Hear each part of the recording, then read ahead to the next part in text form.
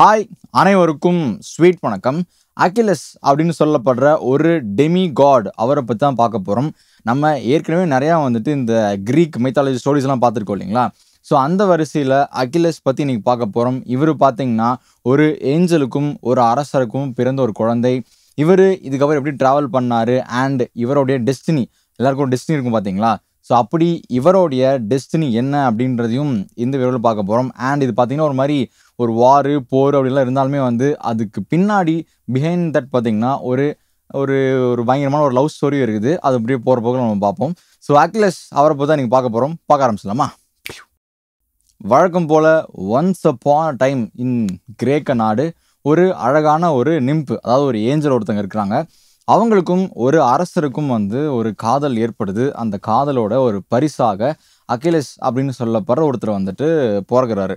அவர் பிறந்ததுக்கப்புறம் பார்த்தீங்கன்னா சின்ன வயசுலேருந்தே ஒரு மாதிரி ஸ்பெஷல்னு சொல்லுவாங்க இல்லைங்களா? என்னதான் நிறைய பேர் பிறந்தாலும் சின்ன வயசுலேருந்தே ஒருத்தர் பார்த்தா இவன் சம்திங் ஸ்பெஷல்ப்பா, இவங்க என்னமோ இருக்குதுன்னு சொல்லிட்டு நம்மளாம் பேசுவோம்ல. ஸோ அந்த மாதிரி அகிலேஷ் அவர்களும் சின்ன வயசுலேருந்து அகிலேஷ் மாதிரி இருக்கோ ஃபைன் ஓகே, நம்ம ஊரில் அகிலேஷ், அங்கே அகிலேஷ்ன்னு சொல்கிறாங்க. ஸோ ஃபைன் ஓகே, அகிலேஷ் சின்ன வயசுலேருந்தே எல்லா விஷயங்களையும் ஒரு மாதிரி ஸ்பெஷலாகவே விளங்க ஆரம்பிக்கிறாரு. ஸோ அப்படியே நாட்கள் ஓடுது. கிரேக்க நாட்டில் அவரும் வளர்றாரு, வளர்ந்து பெரிய ஆள் ஆகிறாரு. அப்படி ஆகும்போது அவருக்கு சின்ன வயசுலேருந்தே ஒரு ஃப்ரெண்டு, அவர் பேர் பெட்ராகுலஸ். இவர் ஒரு ஆண் தான். ஸோ அகிலேஷும் பெட்ராகுலஸ் அவர்களும் சின்ன வயசுலேருந்து ஒன்றாவே சேர்ந்து வளர்கிறாங்க, விளையாடுறாங்க. இன்ஃபேக்ட் ஒரு கட்டத்துக்கு அப்புறம் இவங்களோட பாண்டிங் கிட்டத்தட்ட ரெண்டு பேரும் அவங்கள நேசிக்கிற அளவுக்கு கூட போகுதுன்னு சொல்கிறாங்க. ஐ மீன் நம்ம கேன்னு சொல்கிறோம் இல்லைங்களா? ஸோ அந்த மாதிரி ரெண்டு பேருமே ஒரு லவ், ஒரு ரிலேஷன்ஷிப்பில் இருந்தாங்கன்னு சொல்லப்படுது. அது எந்த அளவுக்கு உண்மை ஃபேக்ட் நமக்கு தெரியல. பட் எனிவேஸ் இது ஒரு கதை தான் இல்லையா? ஸோ கதையில் இப்படி தான் குறிப்பிடப்பட்டிருக்கு. ஸோ பெட்ராகுலஸும் அகிலேஷும் நல்லா ஒரு லௌகீக வாழ்க்கையில் போயிட்டுருக்குறாங்க. இந்த டைமில் தான் கான்ஃப்ளிக்ட், இந்த பிரச்சனைன்றது எங்கே வருதுன்னா, அந்த டைமில் கிரேக்க நாட்டு ராணியான ஒருத்தங்களை கடத்திட்டுலாம் போல் அவங்க பேசிக்காக கிளம்பி ஓடி போயிடுறாங்க. யார் கூட அப்படின்னா ட்ராயோடைய பிரின்ஸ் கூட. அந்த பிரின்ஸ் பேர் பாரிஸ் அப்படின்னு சொல்லிட்டு. ஸோ இப்போது இந்த கிரேக்க நாட்டு அரசர் சும்மா இருப்பாரா, என் பொண்டாட்டியை தூக்கிட்டு போயிடா அப்படின்னு சொல்லிட்டு உடனே இவர் படையெல்லாம் திரட்டுறாரு. திரட்டி ஆட்கள்லாம் வர வைக்கிறாங்க. அப்படி வரைக்கும்போது அகிலேஷ் ஆல்ரெடி சொன்ன இல்லைங்களா, அவர் பயங்கரமான ஒரு புஷ்டிக்கான வாரியர், செமையான ஒரு பர்சன்னு சொல்லிட்டு. ஸோ அவருமே அந்த படைக்கு கிட்டத்தட்ட தலைமை தாங்கி போகிற அளவுக்கு ஒரு பொசிஷனுக்கு போகிறாரு. அப்படி போகும்போது எல்லாருக்குமே சின்ன வயசுலேருந்து ஒரு டெஸ்டினின்னு ஒன்று இருக்கும் இல்லையா? ஸோ அப்படி பார்க்கும்போது அகிலேஷ் இவருடைய டெஸ்டினி இந்த வாரம் போயிட்டு ஜெயிச்சு கொடு அப்படின்ற மாதிரி தான் சொல்லிட்டு நிறைய பேர் உள்ளூர் பேசிகிட்டு இருக்கிறாங்க. அவரும் சரி ஓகே, இதுதான் என் லைஃபோட பர்பஸ், நான் போயிட்டு இந்த வாரை ஜெயிச்சுட்டு வரேன் அப்படின்னு சொல்லிட்டு கிளம்பி போகிறாரு. போகிறவர் தனியாக போகாமல் தன்னுடைய பாய் ஃப்ரெண்டான பெட்ராகுலஸையும் கூட்டிகிட்டு போகிறாரு. ஸோ இப்போது கிரீக்லேருந்து கிட்டத்தட்ட 1186 கப்பல்னு சொல்கிறாங்க. எக்ஸாக்டாக எப்படா அவனுக்கு தெரியும்னா போட்டிருந்தது, நான் அப்படியே அதை சொல்லிடுறேன். ஸோ 1186 கப்பல்களில் அப்படியே படையெல்லாம் சூழ பயங்கர பிரம்மாண்டமாக கிரீக்லேருந்து கிளம்பி ட்ராயை நோக்கி போகிறாங்க. ஸோ இப்போது ட்ராயில் அந்த ஓடி போனாங்க இல்லையா, அந்த கிரீக்கோட ராணி ஒருத்தங்க, அவங்களும் அங்கே தான் இருக்கிறாங்க. நியூஸ் போயிடுது, எப்போ அங்கேருந்து படையெடுத்து வராங்கப்பா அப்படின்னு சொன்னோன்னே ட்ராயுமே ரெடி ஆகிடுது. ஓகே, நீ வாடா, நீ ஏன் பார்த்தலான்னு சொல்லிட்டு அந்த பிரின்ஸு கடத்திட்டு போனார்ல, ஸோ அவர் பாரிஸ் அவரும் இருக்கிறாரு. அவருடைய அப்பா ஒருத்தர் இருக்கிறாரு. அவர் கீழே ஹெக்டார்னு சொல்லிட்டு ஒரு அண்ணா இருக்கான். ஸோ எல்லாருமே ரெடியாக அவங்களோட படைகள்லாம் திரட்டி ஒரு மாதிரி சரி வாங்க ஒன்று ஒத்தை பார்த்துடலான்னு சொல்லிட்டு ரெடியாக இருக்கிறாங்க. என்னதான் ரெடியாக இருந்தாலுமே அவங்க மனசில் இருந்த ஒரு பயம் என்னென்னா, ஐயோ அகிலேஷும் கூட வரானே, அவன் வந்தால் கொஞ்சம் டேஞ்சர் ஆச்சுப்பா, அவனை ஹேண்டில் பண்ணுறது கொஞ்சம் கஷ்டமேன்னு சொல்லி ஒரு லைட்டாக ஒரு பயமும் இருக்குது. ஃபைன், இதுக்கெல்லாம் மத்தியில் இப்போது அங்கேருந்து படை, கிரீஸ்லேருந்து படை கிளம்பி ட்ராய்க்கும் வந்துடுறாங்க. ஃபைனலாக அந்த போரும் ஆரம்பிக்குது. ஆரம்பிக்கும்போது ஆஸ் எக்ஸ்பெக்டட் பார்த்தீங்கன்னா அகிலேஷ் பயங்கரமாக சண்டை போடுறாரு. கிட்டத்தட்ட ஒரு ஒன் மேன் ஆர்மி அப்படி சொல்லுவாங்க இல்லைங்களா, அந்த அளவுக்கு பயங்கரமாக தன்னோட வியூகங்களும் தன்னுடைய அந்த ஒரு திறமையால் அங்கே ட்ராயோடைய வீரர்கள்லாம் போட்டு சரக்குலாம் வெட்டிலாம் போட்டு பயங்கரமாக சாவடிச்சிடுறாரு. என்னதான் பயங்கரமாக இப்படிலாம் இருந்தாலுமே அவங்களால ட்ராயோடைய அந்த ஒரு கோட்டையை ப்ரீச் பண்ண முடியல. ஸோ இப்படியே சண்டைகள் வருது போகுது, அடிக்கிறாங்க, சாவுறாங்க, அப்படியே போயிட்டு இருந்து கிட்டத்தட்ட ஒரு 9 வருடங்கள், 9 வருஷம் சண்டை நடந்திருக்கு. யாருக்காக? ஒரு பெண்ணுக்காக. ஸோ சரி ஓகே, இப்படி தான் ஐ மீன் நம்மளுடைய இதிகாசங்களும் அப்படி தான் இருக்கு இல்லையா? ஸோ அங்கேயுமே அப்படி தான் போல். ஓகே, அந்த ராணி அவங்களுக்காக 9 வருஷம் நேரம் குழந்தை பிறந்து அந்த குழந்தைய ஸ்கூலுக்கு போயிருக்குல்ல. ஸோ அப்படி பார்க்கும்போது 9 வருஷங்கள் போர் நடக்குது. இருந்தாலும் ஒரு முடிவுன்றது வரவே இல்லை. அக்கிலேஸ் என்ன பண்ணுறாருனா அந்த டைமில் போர் பண்ணும்போது எதாவது பெரிய அந்த மெயின் வாலை ப்ரீச் பண்ணனாலுமே வந்துட்டு குட்டி சுற்றி வந்து சின்ன சின்ன அந்த நகரங்கள்லாம் இருக்கும் இல்லையா. ஸோ அப்படி அந்த நகரங்கள் கேப்சர் பண்ணும்போது அங்கேருந்து ஒரு பெண்ணை வந்துட்டு தூக்கிட்டு வந்துடுறாரு அக்கிலேஸ். தூக்கிட்டு வந்து அவங்க லவ் பண்ணி வந்துட்டு ஒரு விஷயங்களும் போயிட்டு இருக்குது. அப்போது அந்த தூக்கிட்டு வரப்பட்ட பெண்ணோட அழகில் வந்து அக்கிலேஸோடைய அவருக்கும் மேலே ஒருத்தங்க இருப்பாங்க இல்லைங்களா அவங்க படையில், அந்த மாதிரி ஒரு கிங்கு அவர் வந்துட்டு தளபதி மாதிரி இருப்பாங்கள்ல. ஸோ அந்த தளபதிக்கு இந்த பெண்ணு மேலே வந்துட்டு ஒரு இல்தகசையாக வந்துடுது. அது மட்டும் இல்லாமல் அக்கிலேஸ் மேலே ஒரு பொறாமையும் வந்துடுது. இவனுக்கு போய் இப்படிப்பட்ட ஒரு பொண்ணா அப்படின்னு சொல்லிட்டு அந்த பொண்ணை அக்கிலேஸ்கிட்டருந்து வம்படியாக வந்துட்டு இழுத்துட்டு போயிடுறாரு.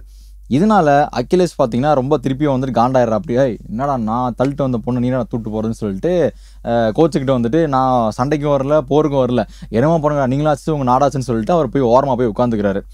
இந்த கேப்பை பயன்படுத்திக்கிட்ட அந்த பக்கம் இருந்த ட்ராய் படை என்ன பண்ணுறாங்கன்னா இதாண்டா ரைட்டான டைம், அக்கிலேஸ் வந்து விலகிட்டான் போனால் அட்டாக் பண்ணிடலான்னு சொல்லிட்டு அந்த பக்கம் இருந்து பயங்கரமான படைகள்லாம் வந்து வர ஆரம்பிக்குது. இதை பார்த்து நிறைய பேர் வந்து அக்கிலேஸ் கேட்குறாங்க, எப்பா தயவுசெஞ்சு வாப்பா சண்டை போடு, இந்த பிரச்சனைலாம் மறந்துடு, அந்த பொண்ணை ஆனால் கொண்டு வந்து விட்டுறேன் ஏன்னா நீ வான்னு சொல்லிட்டு இல்லை நோ ஒரு தடவை சொன்னால் என் பேச்சு நானே கேட்க மாட்டேன் அப்படின்ற மாதிரி வந்துட்டு அவர் வந்து என்ன வரமாட்டேன் போங்களா அப்படின்னு சொல்லிட்டு ஓரமாக போய் உட்காந்துக்கிறாரு. ஃபைனலாக நம்மளுடைய பெட்ரோக்ளஸ் இவருடைய ஃப்ரெண்டு அவர் பாய் ஃப்ரெண்ட் அவர் வந்துட்டு இந்த மாதிரி டே மச்சான் அந்த மாதிரி ரொம்ப பிரச்சனைனா நீ வந்து தான் சரி பண்ண முடியும், இல்லைனா நாடே வந்துட்டு பெரிய ஆபத்தில் போயிடும்.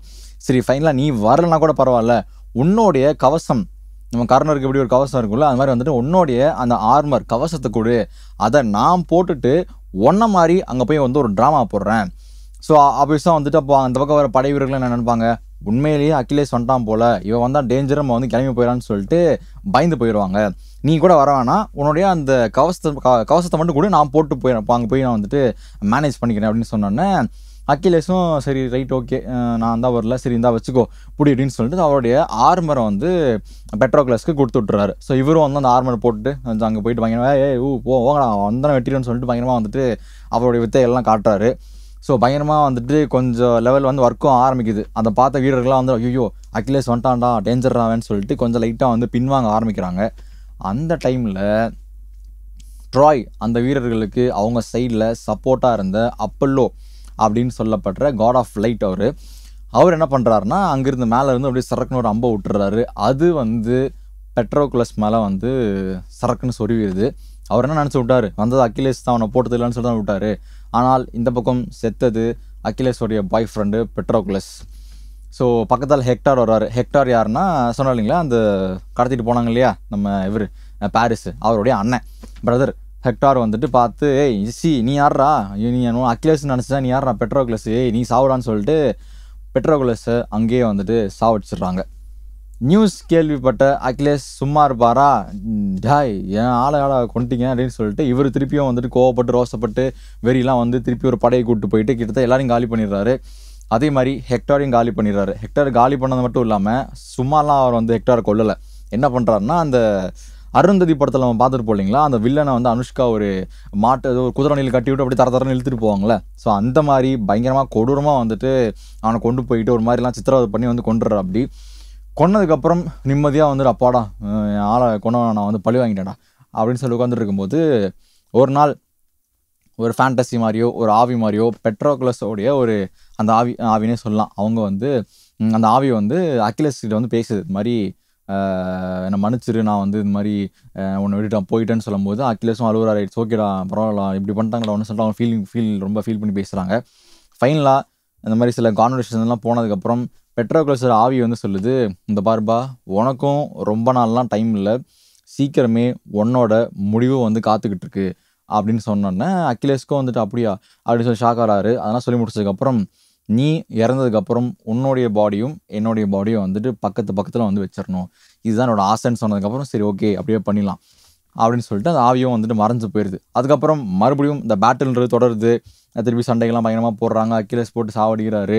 கிட்டத்தட்ட கிரீக் வந்து ஜெயிக்கிற நிலமையில போகிற அந்த டைமில் நம்ம ராணியை தூக்கிட்டு வந்தார் பார்த்தீங்களா இந்த பிரச்சனைக்கு காரணமான பாரிஸ், அவர் என்ன பண்ணுறாருன்னா ஒரு அம்பு எடுத்து வில்லை நோக்கி விடுறாரு. அந்த வில்லு வந்து அந்த அம்பு வந்து நம்மளோட காலில் வந்துட்டு பட்டுருது, அக்கிலேஸோட காலில் பட்டதுக்கப்புறம் அதுக்கப்புறம் கொஞ்சம் வீக் ஆனதுக்கப்புறம் உடனே அவர் வந்துட்டு போட்டு சாச்சிடுறாங்க. ஸோ அங்கேயே அக்கிலேஸ் அவர்கள் வந்துட்டு இறந்தும் போகிறார். இன்ஃபேக்ட் அந்த பேட்டில் வந்துட்டு கிரீக் ஜெயிச்சிடுறாங்க.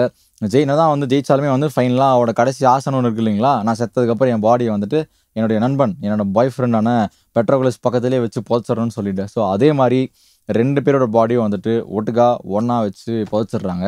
ஸோ இதுதான் அக்கிலேஸ் என்கிற அக்கிலேஷோட ஒரு ஸ்டோரி. ஸோ என்னதான் வந்துட்டு நம்ம பயங்கரமான வீரர்கள் அதுன்னு சொல்லணும்னு பார்த்தீங்கன்னா, எண்டிங்கிறது பார்த்தீங்கன்னா ஒரு மாதிரி சேடாகவும் சோகமாகவும் தான் இருக்குது. ஃபைன், இதுதான் வந்து அக்கிலேஷோடைய ஸ்டோரி. மீண்டும் இன்னொரு ஒரு கிரேக்க மைத்தாலஜி ஒரு எபிசோடில் உங்களை வேற ஒரு ஹீரோவோட கதையில் சந்திக்கிறேன். Until then thank you, bye bye.